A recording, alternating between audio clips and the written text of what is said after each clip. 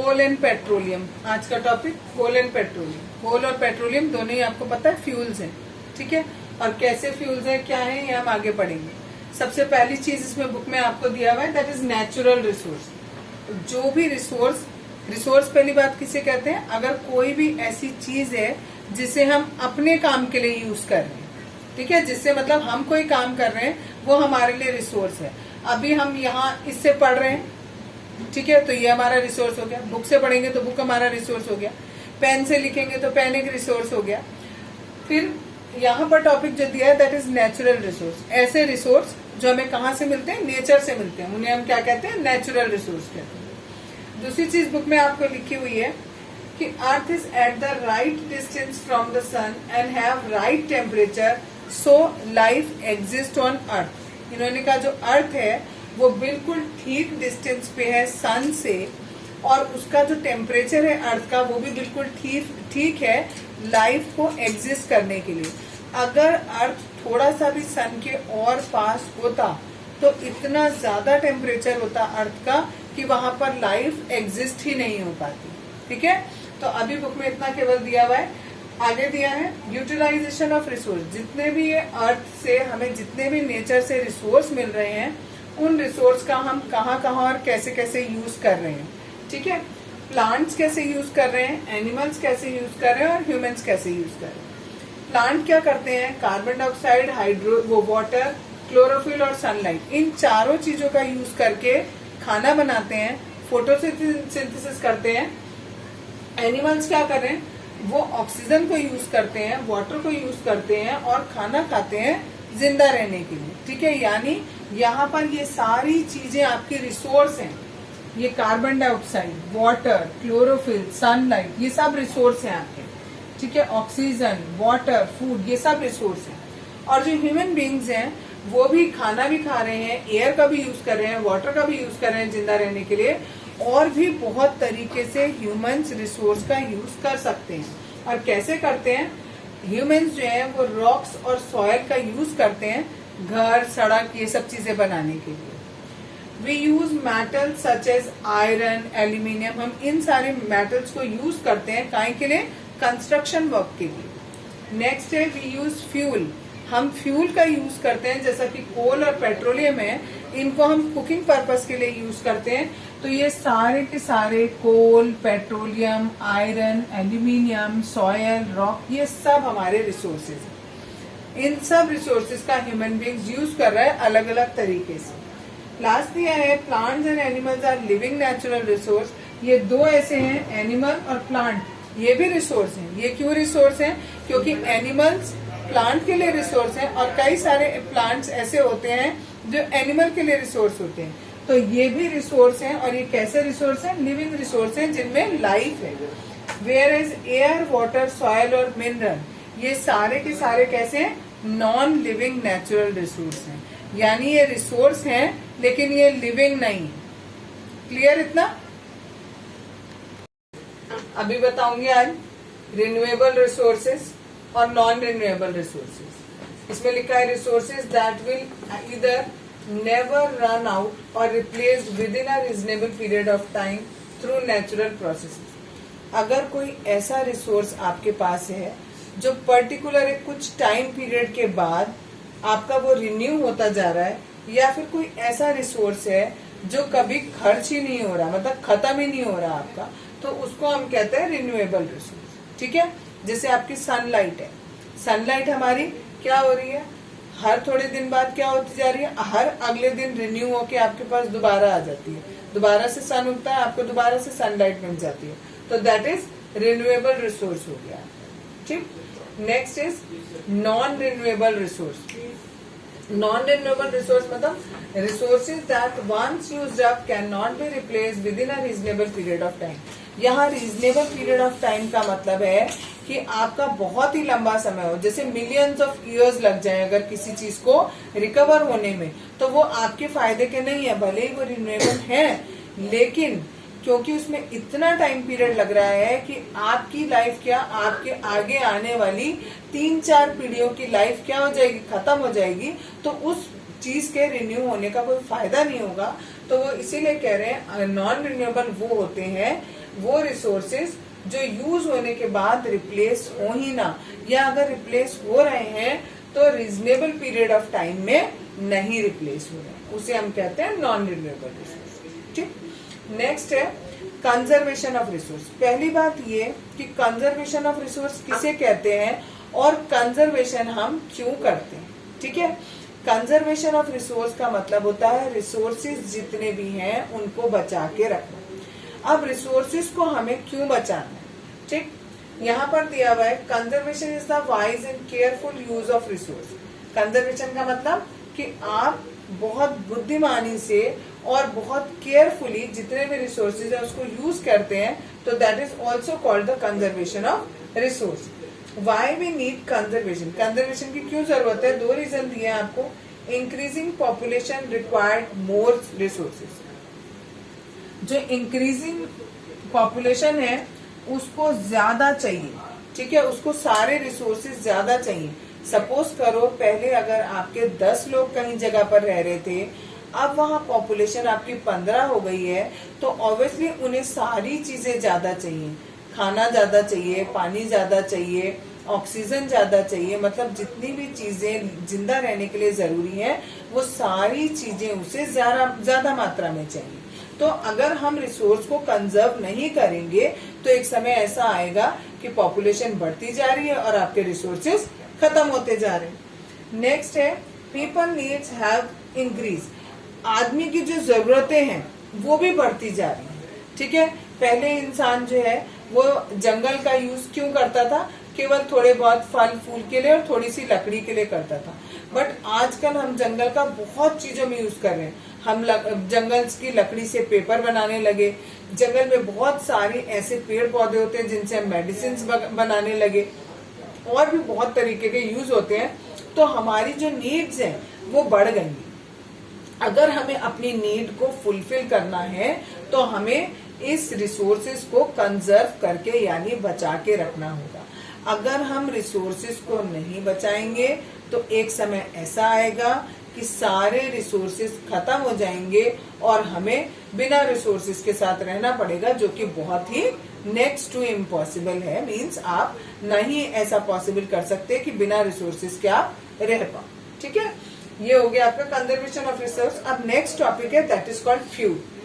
Fuel किसे कहते हैं, a substance that can be used to produce heat at a reasonable cost. Reasonable cost word यहाँ क्यों दिया इन्होंने, पहले तो इन्होंने कहा अगर कोई भी ऐसा सब्सटेंस है जिसको आप गर्म करो या जिसको आप जलाओ या ना भी जलाओ और उसमें से अगर हीट प्रोड्यूस हो रही है तो उसको हम फ्यूल कहते हैं। लेकिन इन्होंने कहा रीजनेबल रेट। अगर सपोज करो कोई चीज ऐसी है तो फ्यूल, बट अगर आप उसका सपोज 1 ग्राम या 1 लीटर अगर आप उसका यूज करते हो और उसका लाखों रुपए में खर्चा आ जाता है तो वो आप यूज ही नहीं कर पाओगे, इतना आप अफोर्ड ही नहीं कर पाओगे कि आप 1 लीटर या 1 किलो यूज करने के लिए आप 1 लाख रुपीज खर्च कर रहे हो। तो वो तो फिर फ्यूल हुआ ना हुआ बराबर ही हो गया, बिकॉज जब आप उसको यूज ही नहीं कर पा रहे हो तो फिर उसका कोई फायदा नहीं।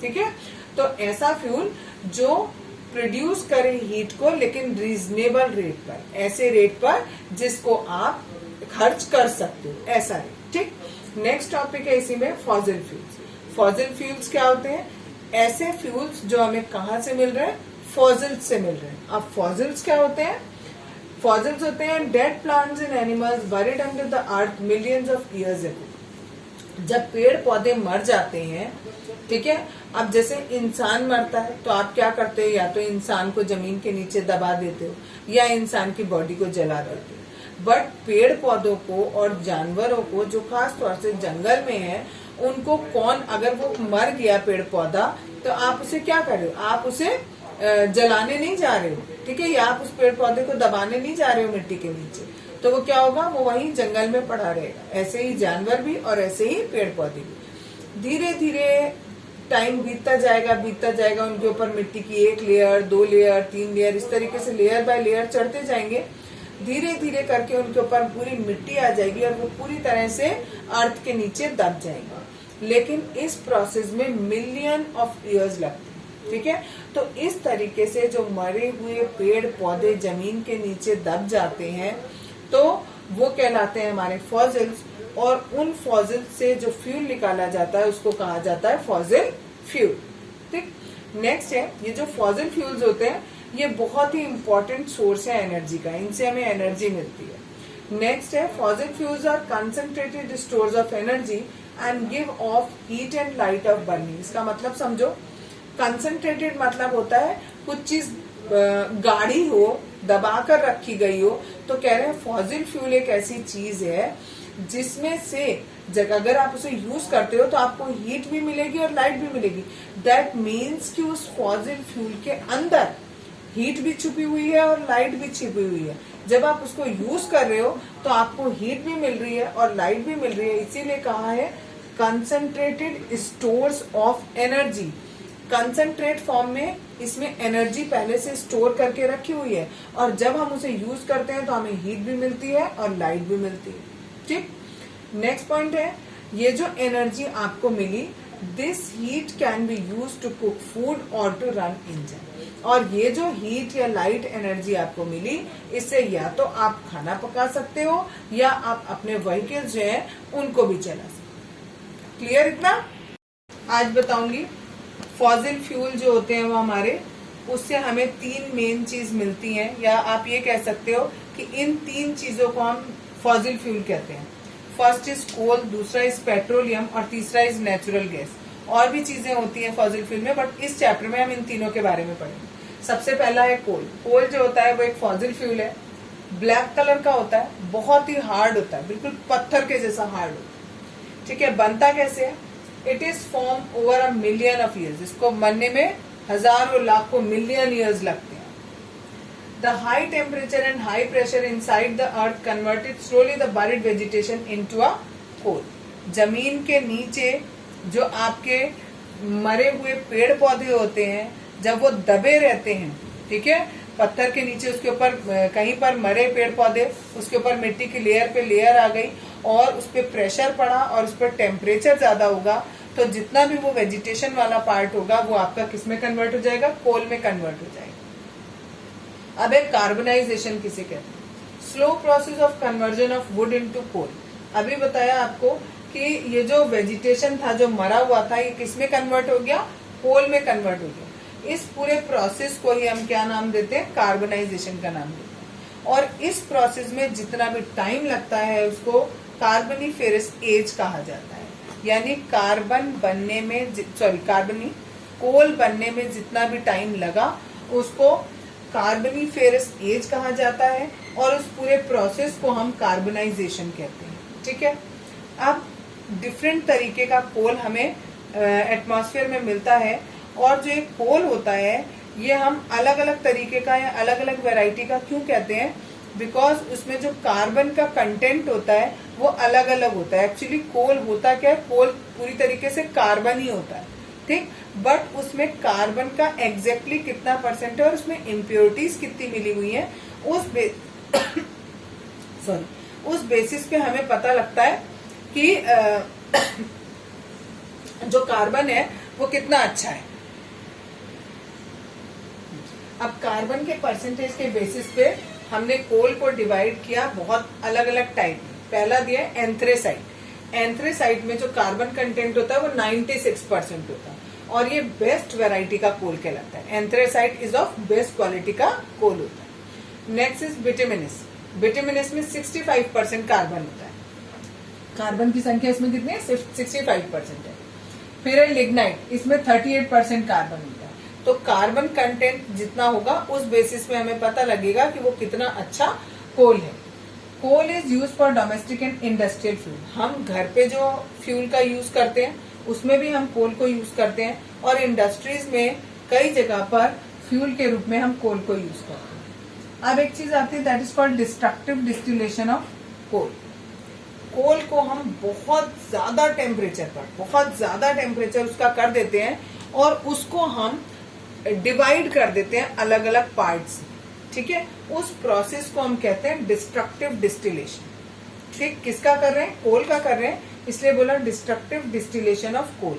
यानी जो आपका कोल था उसको हमने, उसका टेम्परेचर हमने बहुत ज्यादा बढ़ा दिया बढ़ाने के बाद उस कोल में से हमने बहुत सारी चीजें अलग अलग निकाल ली, तो डिस्ट्रक्शन कर दिया हमने, that is called destructive distillation of coal. 1000 degree centigrade पर किया, इन एब्सेंस ऑफ एयर किया। इन एब्सेंस ऑफ एयर क्यों करते हैं? अगर बाई चांस हमारे पास कोल होता है और अगर यहाँ पर ऑक्सीजन होगी तो वो और कुछ ना होकर सारी की सारी किसमें बदल जाएगी? कार्बन डाइऑक्साइड गैस में बदल जाएगी। ठीक है, तो इसलिए कि वो कार्बन डाइऑक्साइड गैस में कार्बन ना बदले, हम क्या करते हैं यहाँ पर एब्सेंस ऑफ एयर रखते हैं। एयर बिल्कुल नहीं रखेंगे और फिर हम डिस्ट्रक्टिव डिस्टिलेशन करेंगे कोल का। सबसे पहली चीज जो डिस्ट्रक्टिव डिस्टिलेशन करने से मिलेगी दैट इज कोक। कोक क्या होता है? रेजिड्यू लेफ्ट बिहाइंड, मतलब जब आपने इसको 1000 डिग्री सेंटीग्रेड टेम्परेचर पर जलाया तो जो कुछ ऐश आपकी बच गई, जो राख आपकी बच गया, उसे हम कोक कहते हैं। ये बिल्कुल प्योर फॉर्म, लगभग प्योर फॉर्म होता है कार्बन का। ठीक है, क्योंकि जितनी उसमें इम्प्योरिटीज थी वो सारी की सारी निकल गई। अब क्योंकि ये कार्बन है और बिल्कुल प्योर कार्बन है तो ये बहुत अच्छा फ्यूल है, और जब ये जलता है तो बिल्कुल भी धुआं नहीं होता। ठीक है, कोल की बात नहीं कर रही, कोक की बात कर रही। कोक को अगर आप जलाओगे तो बिल्कुल भी धुआं नहीं होगा। Coke is what? बहुत अच्छी क्वालिटी का आपका क्या होता है? कार्बन है एक तरीके से, या कोल है। काय में यूज होता है? Use to reduce metal oxide. ठीक है, अभी आप इस स्टेटमेंट को ऐसे ही याद करो। आपने पढ़ा था कि जब मेटल ऑक्सीजन से रिएक्ट करती है तो मेटल ऑक्साइड बनती है। ठीक है, और मेटल ऑक्साइड को रिड्यूस करने के लिए हम इसका कोक का यूज करते हैं। अब ये रिड्यूस क्या होता है, रिडक्शन क्या होता है, ये आप नेक्स्ट क्लास में पढ़ोगे, ठीक, डिटेल में। अभी केवल इतना याद रख लो कि बस ये यूज होता है in reducing of metal oxide. Next है, ये एक पहली डिस्ट्रक्टिव डिस्टिलेशन से पहली चीज हमको मिली कोक। दूसरी चीज हमें जो मिल रही है that is coal gas. Coal gas क्या होती है? ये मिक्सचर होती है बहुत सारी गैसेस का। इसमें हाइड्रोजन होता है, मीथेन होता है। मीथेन को हम लिखते हैं CH4। ठीक है, मीथेन को लिखा जाता है CH4 plus carbon monoxide plus और भी बहुत सारी गैसेस इसमें होती हैं। ये भी यूज होता है कुकिंग के लिए और लाइटनिंग के लिए। नेक्स्ट है जो थर्ड चीज हमें मिलती है इससे डिस्ट्रक्टिव डिस्टिलेशन से, दैट इज कोल तार। कोल तार आपने बहुत नाम सुना होगा। सड़क जब बनती है तो सड़क पर एक काला काला एक चिपचिपा सा लिक्विड मटेरियल डाला जाता है, उसको हम कहते हैं कोल तार। ठीक है, तो मैंने खुद ही बता दिया आपको कि सड़क बनाने में यूज हो रहा है। थिक होता है, विस्कस होता है। थिक माने थोड़ा गाढ़ा होता है, विस्कस मतलब थोड़ा चिपचिपा होता है। थिक होता है और वो चिपचिपा होता है, लिक्विड फॉर्म में होता है, और सड़क पे बनाने जब सड़क कंस्ट्रक्ट की जाती है तब ये काला काला डाला जाता है, आपने देखा होगा यहाँ तक। ठीक है, और भी इसका कोल तार का यूज होता है पेस्टिसाइड्स में, नेफ्थलीन बॉल्स में, डाइज में, पेंट्स में, इन सब जगह यूज होता है। नेफ्थलीन बॉल्स आपने देखा होगा घर में जब मम्मियाँ सर्दियों के कपड़े उठा के रखती हैं तो उनमें गोलियां डाल देती हैं व्हाइट व्हाइट की, आजकल तो कलर्ड भी आने लगी हैं। वो नेफ्थलीन बॉल्स डाल देते हैं। वो बॉल डालने से क्या होता है, जो भी आपके गर्म कपड़े हैं उनमें मोत नहीं लगते हैं। MOTH मीन्स कीड़े जो होते हैं वो नहीं लगते। ठीक, नेक्स्ट जो आपको चीज मिल रही है दैट इज अमोनियम कंपाउंड। ये अमोनियम कंपाउंड जितने भी हमें मिलते हैं, ये जब हम पानी के साथ मिला लेते हैं तो हमें अमोनिकल लिकर मिलता है। ये अमोनिकल लिकर जो है वो नाइट्रोजिनियस फर्टिलाइजर बनाने में काम आता है। अब ये क्या होते हैं? नॉर्मल फर्टिलाइजर का आपने नाम पढ़ा हुआ है। ठीक है, एक आपने मैंने जब फर्टिलाइजर पढ़ाया था तो NPK बताया था। ठीक है, जिसमें नाइट्रोजन, फास्फोरस और पोटेशियम होता है। ठीक, तो वो कह रहे हैं ऐसा फर्टिलाइजर जिसमें नाइट्रोजन बहुत ज्यादा मात्रा में होती है उन्हें हम नाइट्रोजिनियस फर्टिलाइजर कहते हैं। और वो नाइट्रोजिनियस फर्टिलाइजर किसके हेल्प से बनाए जाते हैं? इस अमोनिकल लिकर के हिसाब से उनके हेल्प से बनाए जाते हैं। अमोनिकल लिकर किससे बना है? ये अमोनियम कंपाउंड जो हमें कहाँ से मिले? इस डिस्ट्रक्टिव डिस्टिलेशन ऑफ कोल से मिले। उसको हमने पानी में घोला तो हमें अमोनियम लिकर मिला। अमोनियम लिकर से हमने नाइट्रोजिनियस फर्टिलाइजर बनाया। क्लियर? आज बताऊंगी पेट्रोलियम। पेट्रोलियम को कहते हैं क्रूड ऑयल, भी उसका नाम होता है, उसका दूसरा नाम क्रूड ऑयल होता है। पेट्रोलियम जो है किस वर्ड से बना है? पैट्रा और ओलियम से मिलकर बना है। पैट्रा का मीन्स होता है रॉक और ओलियम का मीन्स होता है ऑयल, यानी ऐसा ऑयल जो आपको पत्थर के अंदर से मिल रहा है, दैट इज पेट्रोलियम। ठीक, कहाँ यूज करते हैं इसको? एज अ फ्यूल यूज करते हैं। जब आप इसका एक्सट्रैक्शन करते हो यानी रिफाइनिंग करते हो तो आपको पेट्रोल, डीजल, कैरोसिन, ये सारी चीजें इसी पेट्रोलियम में से ही मिलती है आपको। ठीक, आगे है ओरिजिन। ओरिजिन मतलब होता है कहाँ पाया जाता है, सॉरी कहाँ से डेवलप हुआ, ठीक है, कहाँ बना। तो it is form over a period of time, इसको बनने में बहुत समय लगता है। When the organism died their bodies settle down and covered with sand and clay, sand and clay से ढक जाती है। ऐसे कह रहे हैं कि जब आपके जो ऑर्गेनिज्म होते हैं जब वो मर जाते हैं तो उनकी बॉडी जो है वो समुद्र के पानी में नीचे बैठ जाती है, ठीक है, और उनके ऊपर रेत और सैंड आ जाती है। फिर उनके ऊपर बहुत ज्यादा हीट और प्रेशर जब पड़ता है तो जो डेड ऑर्गेनिजम्स होते हैं वो पेट्रोलियम में कन्वर्ट हो जाते हैं। जिस तरीके से आपको फॉसिल फ्यूल्स का बताया था कि फॉसिल फ्यूल में क्या होता था कि जो भी आपके पेड़ हैं वो मर गए अर्थ के ऊपर है, धीरे धीरे का ऊपर उनके ऊपर मिट्टी की लेयर चढ़ गई, मिट्टी की लेयर चढ़ी, उनपे हीट और प्रेशर पड़ा और वो कन्वर्ट हो गए किसमें? फॉसिल फ्यूल्स में। उसी तरीके से ये जो समुद्र के अंदर जो जानवर मरते हैं वो नीचे नीचे धीरे करके बॉटम पे जो उनका बेड है उस पर पहुंच जाएंगे, उनके ऊपर धूल मिट्टी की लेयर आती जाएगी और जब हीट और प्रेशर पड़ेगा तो जो ये डेड ऑर्गेनिज्म होंगे ये पेट्रोलियम में कन्वर्ट हो जाएंगे। कहाँ पाए जाते हैं? फाउंड एज लार्ज डिपॉजिट, ये मैंने ये लार्ज डिपॉजिट, बहुत बड़े बड़े डिपॉजिट्स होते हैं उन फॉर्म में आपको मिलते हैं। ठीक, इसको ज्यादा डिटेल में करने की जरूरत नहीं है, अकरेंस वाला। आगे है वर्ल्ड्स फर्स्ट ऑयल वेल, सबसे पहला जो तेल का कुआं था वो कहाँ मिला? पेनिसुलेवेनिया में, यूएसए इन 1859 में। ठीक है, यानी सबसे पहला जो तेल का कुआं था वो इस जगह पर यूएसए में मिला था। इंडिया में कब मिला था और कहाँ मिला था?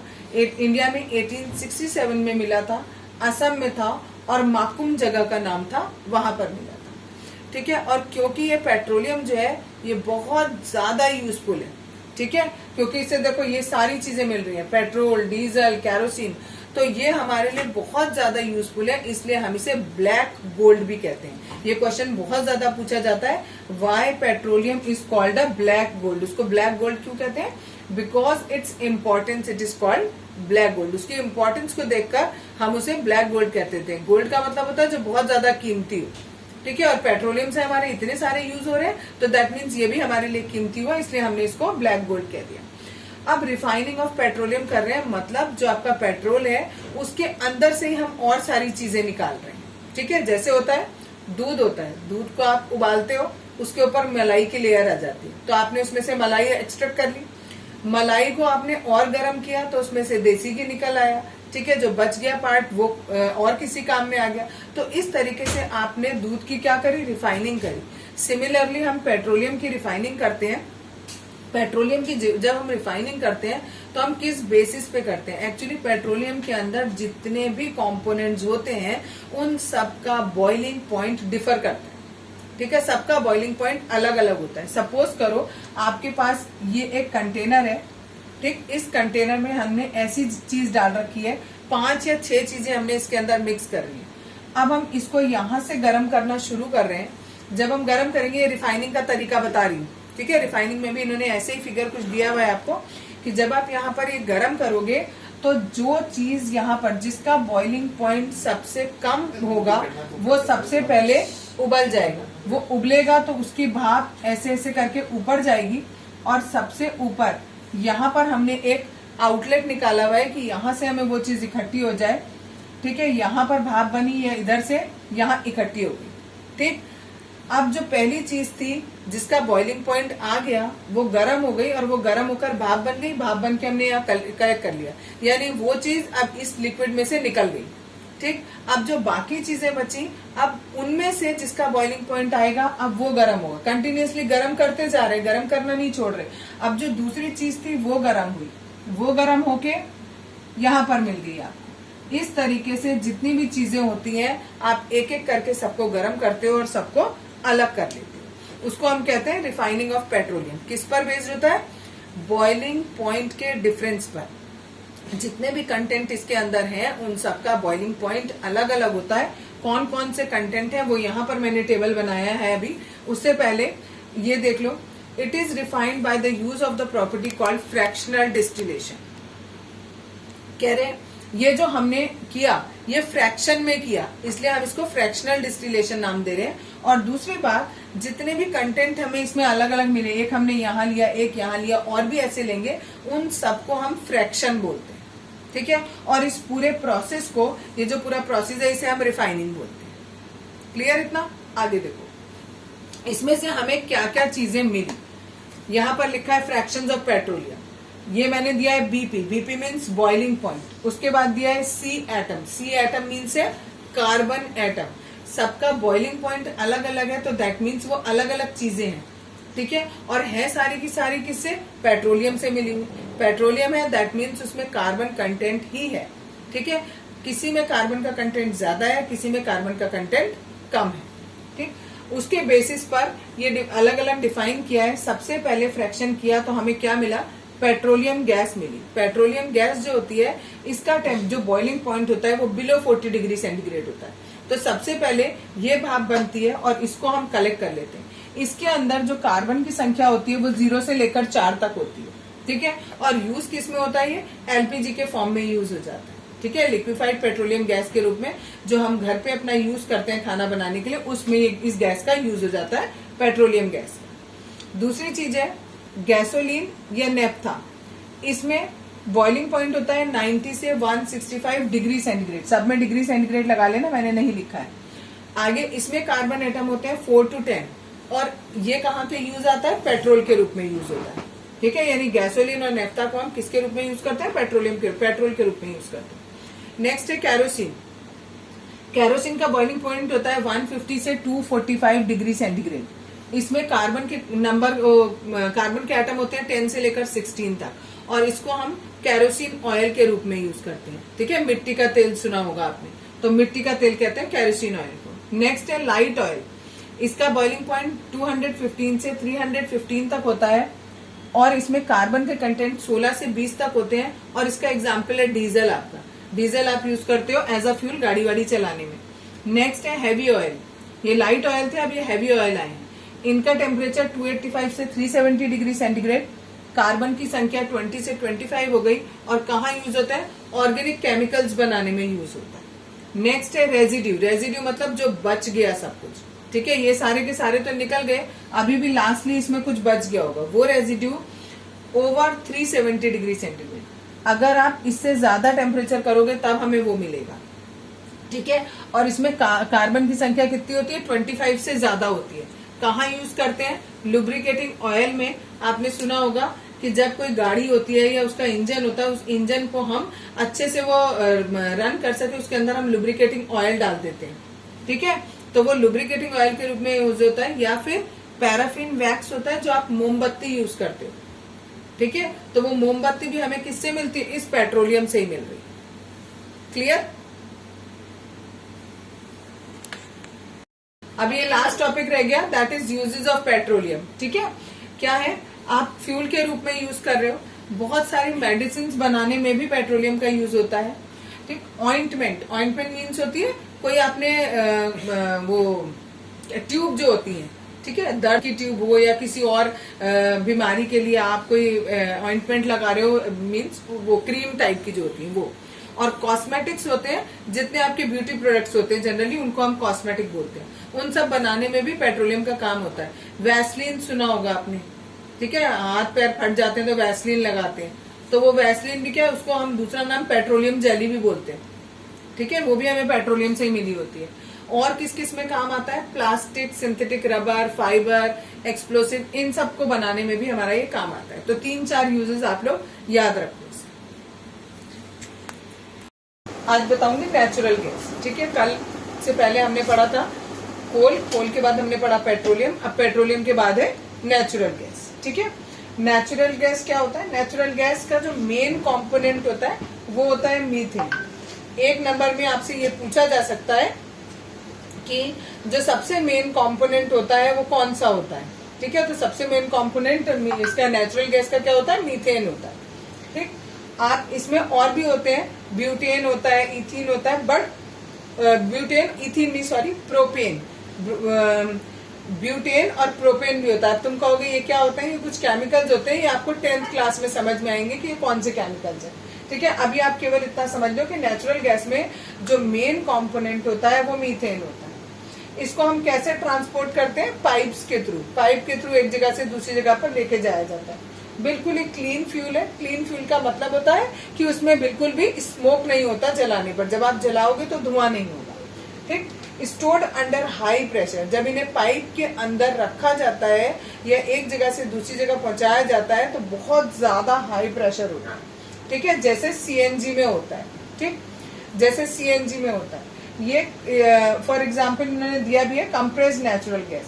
कंप्रेस्ड नेचुरल गैस यानी जो सीएनजी होता है उसको हम पावर जनरेशन के रूप में भी यूज करते हैं, यानी जब हमें पावर जनरेट करनी होती है तब भी हम इसका यूज करते हैं। दूसरा है supplied to home and factories. कई जगहों पर घरों में जो गैस दी जाती है उसमें भी यूज होता है ये, और कहीं कहीं फैक्ट्रीज में भी हम इस सीएनजी का यूज करते हैं एज ए फ्यूल, क्योंकि ये कैसा है, नॉन पॉल्यूटिंग फ्यूल है। मतलब जब आप इसे जलाते हो तो धुआं या तो नहीं निकलता, निकलता है तो बहुत कम निकलता है। Used as raw material for chemicals, बहुत सारे केमिकल्स ऐसे हैं जिसमें हम ये नेचुरल गैस का यूज करते हैं। ये सीएनजी के बारे में नहीं बता रहे, किसका, नेचुरल गैस के बारे में बता रहे। ठीक है तो वही कंप्रेस्ड नेचुरल गैस है, बट ये वाली कंप्रेस नहीं, विदाउट कंप्रेस जो गैस है उसको हम बहुत सारे केमिकल्स बनाने में यूज कर रहे हैं। नेचुरल गैस में बस इतना है। आगे है एनर्जी एंड टेक्नोलॉजी डेवलपमेंट। अब तुम लोग देख रहे हो कि जैसे जैसे हमारी जनसंख्या बढ़ती जा रही है, ठीक है, हमें उतनी ज्यादा एनर्जी की जरूरत पड़ रही है। तो इन्होंने कहा 2 main reasons for need of energy.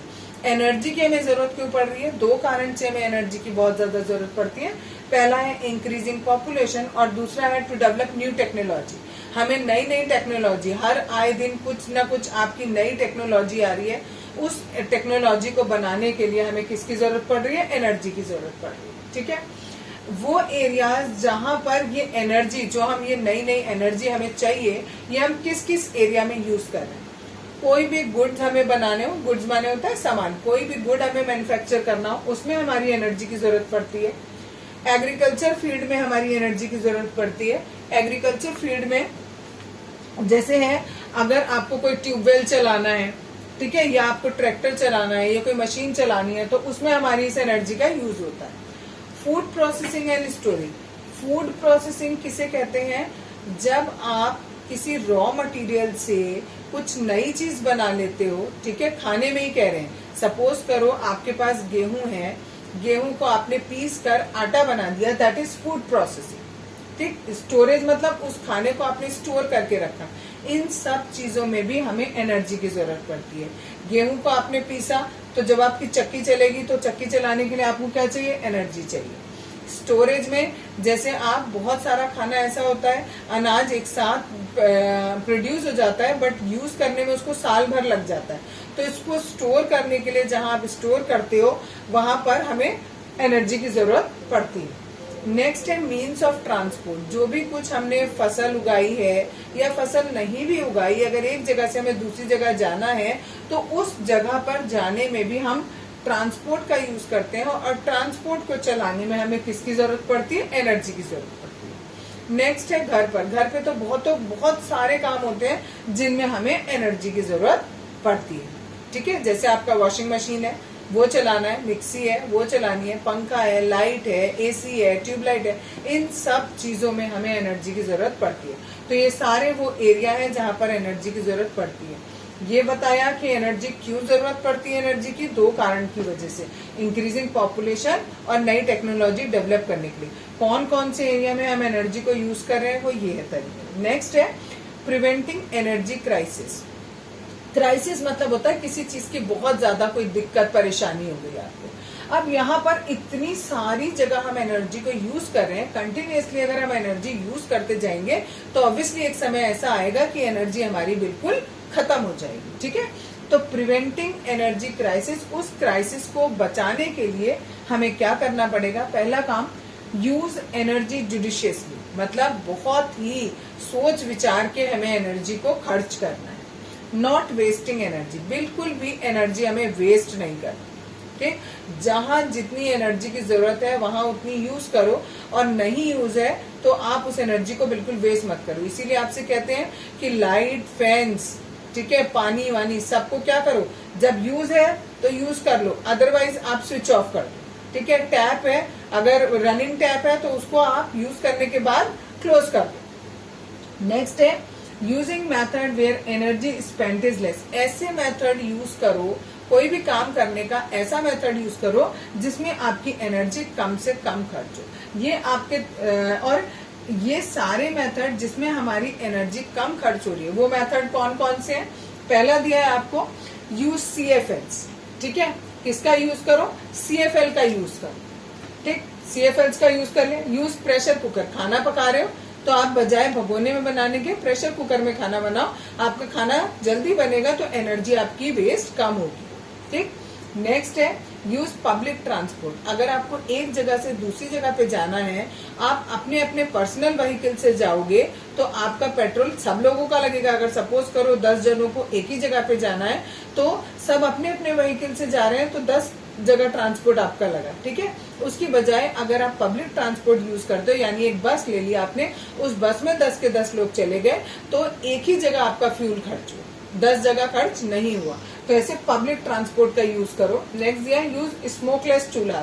ऐसे चूल्हे यूज करो, मीन्स किचन में ऐसी गैस यूज करो जिसमें स्मोक कम से कम हो। ठीक है, अब आपने ये सारे मेथड जो यूज किए एनर्जी को बचाने के, उसके क्या फायदे? क्या फायदे हैं?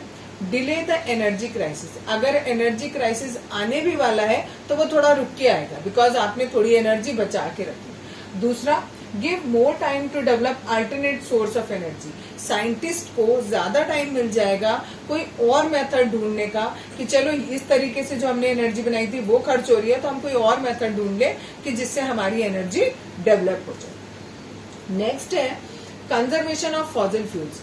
कह रहे ये जो आपकी एनर्जी को बचाने का तरीका है ये भी एक वही है। कंजर्वेशन मीन्स क्या होता है? बचा के रखना। फॉसिल फ्यूल से हमें एनर्जी मिल रही थी, ठीक है, तो वो कह रहे हैं अगर आप फॉसिल फ्यूल को ही बचा लोगे तो ऑब्वियसली आपकी एनर्जी भी क्या हो जाएगी? बच जाएगी। उसके लिए क्या तरीका है? फॉसिल फ्यूल को बचाने का तरीका ये है, पहला दिया अल्टरनेट सोर्स ऑफ एनर्जी। आप दूसरे मेथड यूज करो, ऐसे मेथड यूज करो जो कैसे हैं? रिन्यूएबल है, ठीक है, और जल्दी जल्दी रिन्यू हो जाते हैं, जैसे सोलर मीन्स सनलाइट, ठीक, विंड हो गया, बायोमास हो गया, ये सब आप फॉसिल फ्यूल्स की जगह पर ये सब यूज करो। विंड में आपका कुछ नहीं जा रहा, हवा चल रही है, उस हवा की एनर्जी से आप विंड मिल चला लो, विंड मिल से आप जनरेटर चला लो, जनरेटर से फिर आप फर्दर जो काम करने आगे वो काम कर सकते हो। सिमिलरली सोलर से, सोलर तो आपने देखा भी होगा आजकल सोलर पैनल्स बनने लगे हैं जगह जगह पर, तो स्ट्रीट लाइट्स जितनी जलती है रात के समय पे वो सोलर एनर्जी से ही जलती है। उस सोलर एनर्जी को कन्वर्ट कर लिया जाता है केमिकल एनर्जी में, और जब रात होती है तो वो केमिकल एनर्जी से इलेक्ट्रिक एनर्जी में कन्वर्ट कर दिया जाता है, और उससे जितनी स्ट्रीट लाइट्स होती हैं वो आपकी जल जाती हैं। ठीक है, तो इसी तरीके से अब इन्होंने एक और दिया है, that is called biogas. Biogas बहुत चीप होता है और बहुत ही कन्वीनियंट फ्यूल है। और ये जो बायोगैस है तो ये बनाया कैसे जाता है? ये ह्यूमन वेस्ट से, ठीक है, और काउ डंग से, कैटल डंग से, कूड़े से, जितना हम लोग सोचते हैं कि हमारा ये वेस्ट प्रोडक्ट है, उस सारे वेस्ट को भी यूज करके उससे भी एनर्जी बनाई जाती है, और उस एनर्जी को बायोगैस कहा जाता है। ठीक है, तो ये सारे मेथड है एनर्जी को स्टोर करके रखने के, जिससे आपका एनर्जी क्राइसिस ना आए। एनर्जी रहेगी आपके पास तो आप सारे काम टाइमली कर पाओ। क्लियर?